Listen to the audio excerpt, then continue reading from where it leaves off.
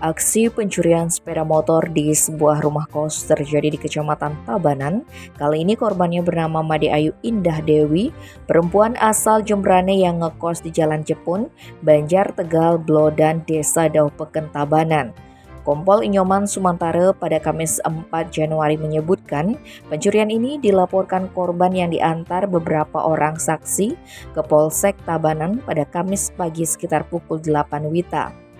Kompol Sumantara menyebutkan kemungkinan aksi pencurian terjadi pada Rabu 3 Januari malam, ketika korban dan penghuni kos lainnya sedang tidur.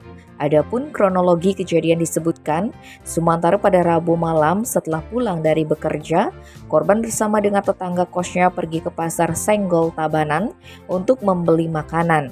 Kemudian sekitar pukul 21.09 WITA, korban sampai di tempat kos lalu memarkir motor Honda Beat miliknya di depan kamar kos dengan posisi motor menghadap ke utara tanpa dikunci stang.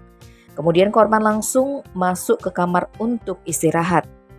Sebelum melaporkan kejadian tersebut, korban bersama dengan tetangga kosnya sempat mencari motornya keluar areal kos, namun tidak menemukannya. Akhirnya korban melaporkan kejadian tersebut ke Polsek Tabanan. Tim Bali Express melaporkan.